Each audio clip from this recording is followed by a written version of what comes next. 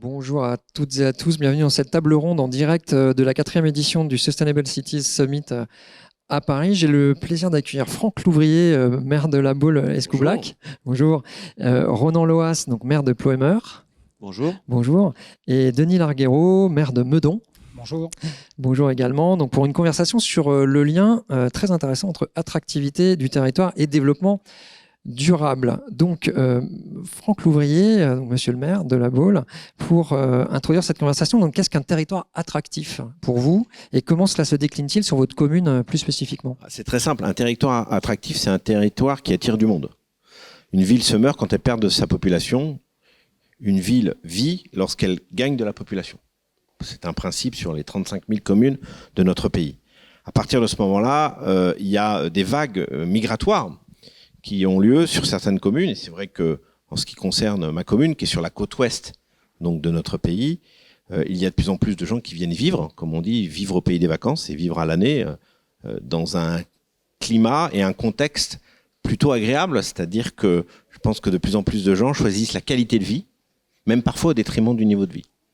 Et donc cette attractivité fait que nous sommes passés d'une station balnéaire où on vivait avec beaucoup de monde, 2-3 mois de l'année, à une ville balnéaire à l'année, qui vit 12 mois sur 12, qui quand même multiplie sa population de 18 000 à 180 000 l'été. Très bien, on comprend bien ce que c'est l'attractivité pour vous et les enjeux que vous avez derrière. Denis Larguero, donc je rappelle que vous êtes maire de Meudon, donc en région parisienne, enfin très très proche de Paris. Donc, pour une commune francilienne, justement, comment s'inscrire dans une démarche d'attractivité du territoire, du vôtre en particulier? Alors c'est vrai qu'à Meudon, nous avons la chance d'être déjà dans le modèle d'après, j'ai envie de dire, puisque ma commune, c'est 1000 hectares, dont 500 de forêt, c'est-à-dire d'espaces verts.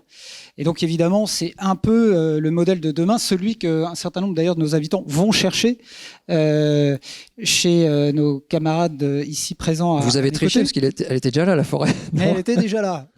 Et donc nous, notre sujet, c'est au-delà, voilà, de la situation de Meudon elle-même, qui effectivement bénéficie de cet environnement exceptionnel, c'est au niveau du département des Hauts-de-Seine, c'est de valoriser bien sûr ce patrimoine végétal, c'est de le développer, c'est d'inventer bien sûr le logement de demain, et puis c'est de réinventer aussi nos zones d'activité tertiaires, puisque nous sommes bien devant un changement de modèle, et donc de pouvoir concilier ce qui fut un développement économique des années 80-90 au travers du développement d'une certaine forme de bureaux, et puis aujourd'hui au contraire de pouvoir réinventer ces lieux, les inscrire dans ce qu'on appelle aujourd'hui les plans climat, air et territoire, qui permettent de revisiter en fait notre urbanisme, de revisiter ces modèles, et évidemment en passant par des démarches qui associent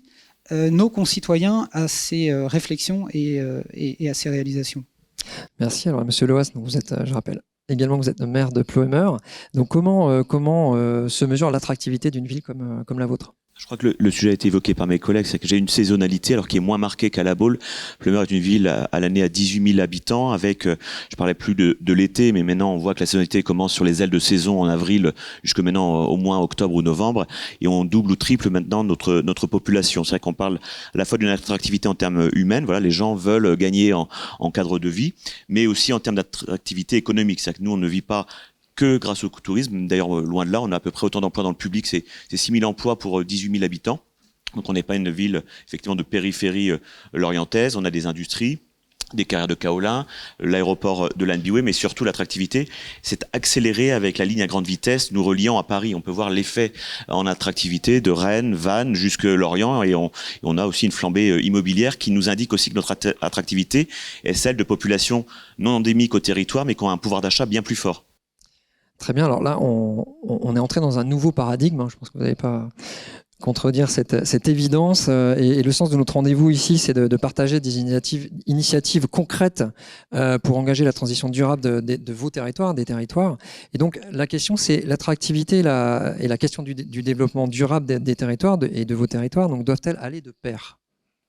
Enfin, vous avez déjà un petit peu répondu. C'est une évidence. Je veux dire, si on ne prend pas les mesures pour s'adresser aux nouvelles générations qui viennent chez nous en partie pour la qualité de vie. Donc c'est derrière tout ça, c'est à la fois plus de verdure, plus de qualité de l'air, des mobilités douces, etc., etc. Toute cette demande, elle est réelle. Je veux dire, c'est même pas un choix, c'est imposé par la population qui arrive. Moi, j'ai fait la rentrée scolaire. On est à 4,7% d'augmentation de nombre d'élèves. On a une population qui croît, et la population qui arrive, c'est une population qui choisit, comme je le disais tout à l'heure, la qualité de vie. Donc, ils veulent qu'on prenne des mesures, qui soient des mesures, bien sûr, qui rentrent en ligne directe avec les impératifs environnementaux. Alors, en plus, nous, on a quelque chose qui nous l'impose. C'est qu'on a le premier parc éolien en mer en face de chez nous. Donc, qui fait que, du même coup, on est obligé aussi, dans notre démarche, d'être dans cette démarche durable qui est continue. Donc voilà, donc les mesures, elles sont aussi bien des mesures du quotidien que des mesures, je dirais, pour les années à venir. Mais c'est indispensable parce que c'est pas un choix, ça s'impose à nous. Très bien. Alors donc après sur l'association du développement du numérique à la décarbonation des territoires. Ça c'est peut-être à Meudon, vous avez un vrai sujet, il me semble, autour de ça.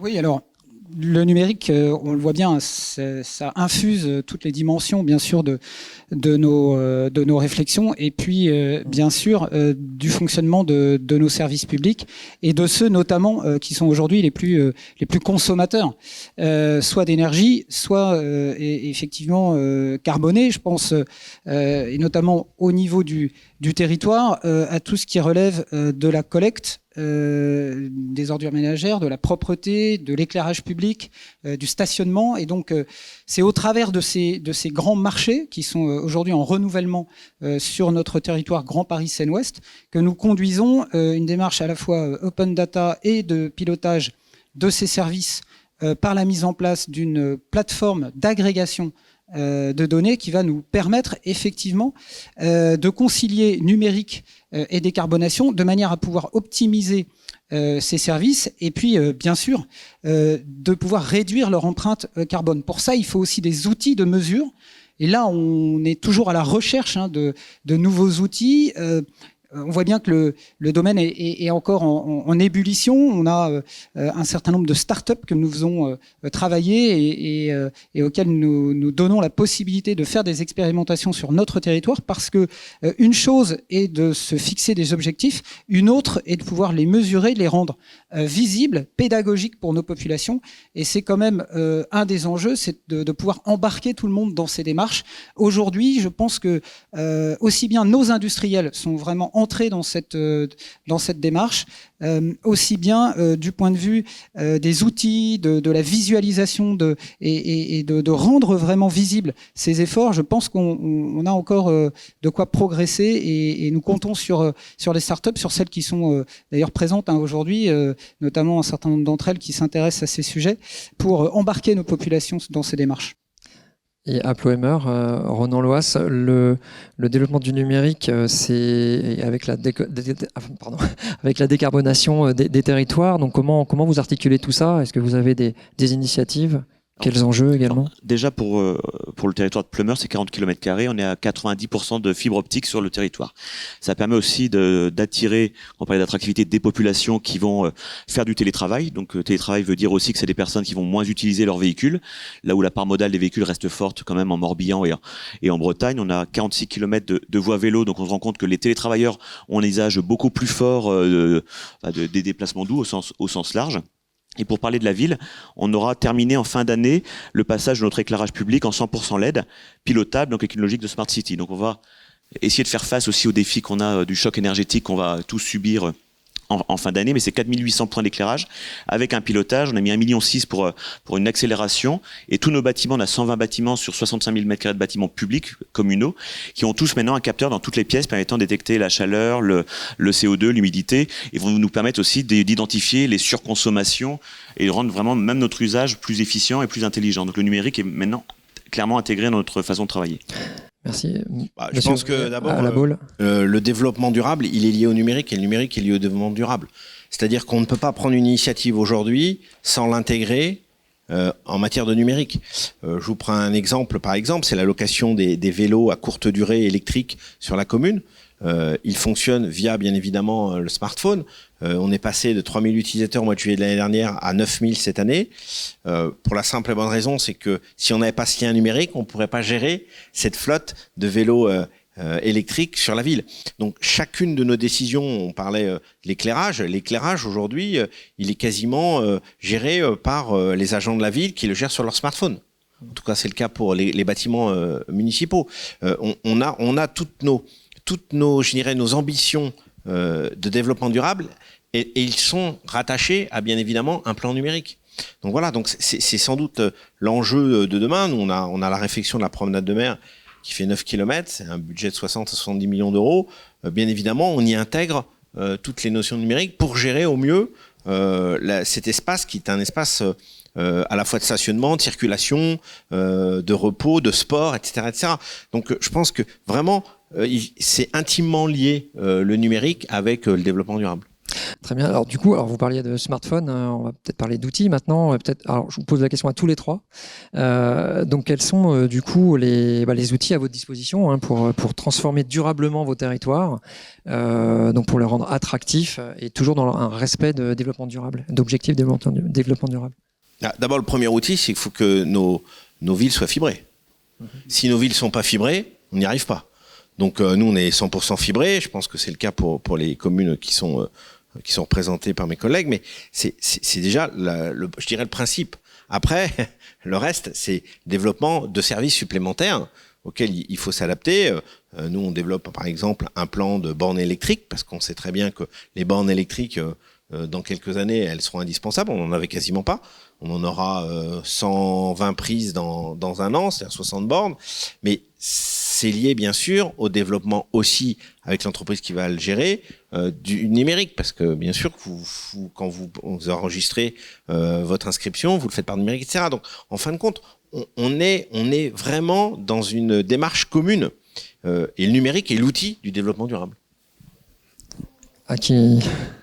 Oui, peut-être rapidement, c'est vrai que on déploie effectivement nous sur des sujets qui auraient pu être, on est une commune littorale, et quand on parle de changement climatique, on a une partie de notre territoire qui est en submersion marine, et on voit que outre, on découvre maintenant les très fortes chaleurs en Bretagne, et on est encore nous à presque 2 fois moins de production d'eau potable, mais on a déjà un phénomène de tempête qui commence de plus en plus tôt, qui termine de plus en plus tard avec une violence de plus en plus forte. Et on doit changer nos ouvrages d'art. J'ai 5 ports. Et sur un de nos ports, on a notre ouvrage, il faut qu'on change, c'est ce qu'on appelle un môle, une digue, pour protéger tous les bateaux. Et on est en train de travailler pour récupérer l'énergie de la houle, sur une centrale houlométrique. Donc on est en train de faire un appel à projet, à peu près 100 000 € moins pour les coûts d'études, et pour pouvoir capter cette énergie, la transformer effectivement en énergie, certainement sur de l'hydrogène, et la réinjecter dans notre système. Donc je prends un exemple, mais pour montrer que de difficultés qui sont aussi une conséquence du changement climatique, on est en train d'innover, de se dire on va pas rester comme une poule devant une cuillère, en train de se dire quand est-ce que va arriver la prochaine vague, quoi. Oui, bien sûr. Et on peut aussi évoquer la 5G, qui est effectivement la technologie aussi qui arrive derrière et sur laquelle il va falloir faire preuve de beaucoup de pédagogie également, dans la mesure où on sait aussi les réticences qui peuvent accompagner le déploiement de certains outils. Donc je pense que partie de notre rôle aussi, c'est de pouvoir montrer que on est sur du concret, sur du service. On n'est pas sur de la technologie pour de la technologie. De fait, vous l'avez très bien dit, ça touche tous les domaines. Ça va de l'énergie, au stationnement, au déplacement, bien sûr aussi à l'éducation. C'est très important pour nous aussi de pouvoir développer ces services numériques dans l'éducation parce que on a des populations qui arrivent dans nos villes qui peuvent être assez éloignées aussi, bien sûr, en termes de niveau, en termes de proximité culturelle avec notre environnement. Et donc, nous avons besoin aussi de développer ces outils numériques dans une vision vraiment sociale sur nos territoires. Et je crois que c'est vraiment dans cette direction que nous devons aussi pouvoir faire œuvre de pédagogie en direction avec le participatif. la voix du citoyen est très importante, c'est ça ce que vous voulez dire? C'est-à-dire que c'est une façon, si vous voulez, de rendre le numérique à sa vraie destination, qui est une destination qui n'est pas seulement de bénéficier ou de pouvoir discriminer en fonction de qui a le dernier iPhone ou qui ne l'a pas, mais au contraire d'avoir des technologies dont on va pouvoir parler, dont on va pouvoir faire bénéficier nos populations en tant que service et en tant qu'apporteur de contenu, plutôt que simplement en tant qu'outil technologique. Mais il a raison, le numérique, c'est pas uniquement un lieu de contestation, c'est un lieu de construction. Et quand on aura compris ça, on aura compris que c'est aussi un outil qui permet justement d'emmener la population sur des projets qui sont des projets essentiels pour eux. Nous, on est élus pas pour nous faire plaisir, on est élus pour faire plaisir à ceux qui sont dans notre vie quotidienne et nos concitoyens. Donc le fait est, c'est que c'est ça aussi l'enjeu numérique, c'est un enjeu sociétal et ça doit être utilisé pour faire participer au mieux les gens et plus en interactivité. Je veux dire, nos prédécesseurs d'il y a 30 ou 40 ans, ils communiquaient difficilement avec leurs concitoyens. Nous, on a une chance formidable, c'est qu'on peut échanger avec eux quasiment en permanence. Alors, c'est peut-être un inconvénient parfois, mais en tout cas, c'est le cas. C'est-à-dire que avant, vous aviez le droit à une petite ligne dans le journal local et encore, vous étiez content. Maintenant, vous pouvez être en interaction permanente avec vos concitoyens. C'est une approche qui est totalement nouvelle, avec ses inconvénients, bien sûr, mais aussi ses bénéfices. Et c'est ça qui est formidable, c'est que on le sent bien. Il y a un rapprochement qui s'est fait entre les représentants élus et la population grâce au numérique. Et ce rapprochement, il est dur à gérer parce que c'est vrai que c'est des contradictions permanentes, c'est des contestations parfois, mais c'est aussi une construction. Et c'est peut-être là où il faut aller un peu plus loin. Oui. Très bien. Vous vouliez ajouter quelque chose?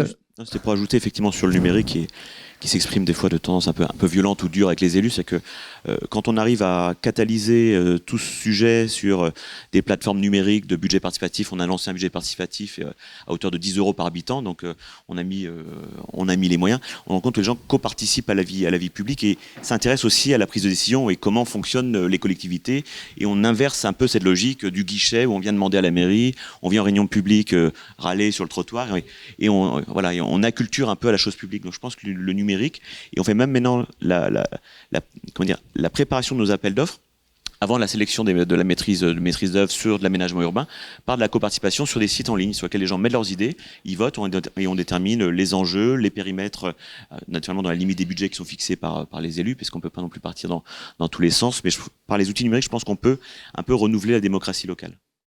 Très bien, alors on a fini notre programme de questions. Alors on est un peu en avance, donc alors je vous pose aucun piège, à mon avis la question ne sera pas du tout piège, mais il me semble que sur l'attractivité du territoire et le développement durable, on peut parler de relocalisation. Également, peut-être sur vos territoires. C'est un phénomène, on a connu les années 80 où en fin de compte la loi, l'État imposait la déconcentration. C'était ça, c'était toutes les lois de décentralisation des années 80. Et aujourd'hui, ça vient pas d'en haut, ça vient d'en bas. Ce sont les gens qui quittent les modèles très urbains pour essayer de retrouver de la qualité de vie dans d'autres zones géographiques, ce qui fait le bénéfice de nos communes, comme d'autres communes rurales ou périphériques à la région parisienne. Et ça, c'est un phénomène de fond, parce que c'est un phénomène lié au travail. C'est-à-dire qu'en fin de compte, les gens veulent plus la qualité de vie. Moi, j'ai milité il y a quelques années pour travailler plus, pour gagner plus. Et vous vous rappelez, il y avait un candidat qui disait ça. Bon. Aujourd'hui, je crains que ce slogan-là ne soit plus d'actualité. Le slogan d'actualité, c'est plutôt travailler autant, mais en ayant une meilleure qualité de vie. Et c'est ce que recherche la population. Alors, c'est pas ni un jugement, hein, c'est une réalité. C'est-à-dire que je pense que peut-être que nous, on est allé un peu trop loin aussi dans l'engagement professionnel qui parfois débordait la vie familiale, etc. Donc, il y a une forme peut-être de rééquilibrage de tout ça. Et ce phénomène-là se traduit notamment par la migration de la population. Et cette migration, elle est réelle. Vous le constatez sur tout le territoire français. Et c'est pas qu'en France, et en Europe c'est le cas, et ça a été le cas aussi sur le territoire américain il y a bien longtemps. Et ça a créé notamment ce qu'on a appelé, je dirais, toute la période californienne, où en fin de compte les gens quittaient les centres urbains pour aller chercher une autre qualité de vie. Donc voilà, donc ce phénomène-là, il est réel et il faut pouvoir y répondre avec des impératifs environnementaux essentiels parce qu'ils viennent pour la qualité de vie, donc ils viennent pour la qualité environnementale. Moi, ce que je prenais comme exemple tout à l'heure, c'est que est-ce que mes enfants comprendront qu'on arrosait nos espaces verts avec de l'eau potable? Avec de l'eau potable, alors qu'on a l'océan Atlantique à côté. Donc est-ce qu'il ne faut pas s'engager vers plus de désalinisation, notamment pour pouvoir donner de l'eau à nos services pour qu'ils arrosent nos espaces verts. Je ne parle pas de la consommation de l'eau parce que c'est un autre sujet avec l'Agence régionale de santé, etc. Mais au moins, donc voilà, donc c'est tous ces enjeux-là auxquels il faut répondre maintenant. Très bien. Denis Alors pour Arguero, nous, j'ai envie de dire que dans les zones urbaines, c'est toutes les thématiques qui sont autour, par exemple, du circuit court. C'est-à-dire que nous, on voit revenir dans nos communes eh bien, la production de proximité, la production locale. On est même allé à Meudon jusqu'à, si vous voulez, la rénovation d'un comment on appelle ça, un kiosque à journaux, qui est devenu une épicerie de proximité en circuit court. Et donc, on voit bien que la presse, aujourd'hui, a du mal à se vendre sous forme papier. Elle marche très bien en format numérique, on y revient. Mais le kiosque à journaux tel qu'il existait il y a encore 10 ans, il a beaucoup de mal à survivre dans nos communes de périphérie. Et donc, là, on a un jeune qui est venu et qui a dit, écoutez, moi, je prends ce kiosque à journaux et j'en fais un lieu de vente de produits de circuit court des maraîchers qui sont à 10, 15, 20 km à peine de Meudon. Et cette réaffectation du kiosque à journaux, elle est en train d'essaimer. Il y a maintenant 5, 6, 7 villes de la périphérie de Paris qui s'engagent dans cette démarche.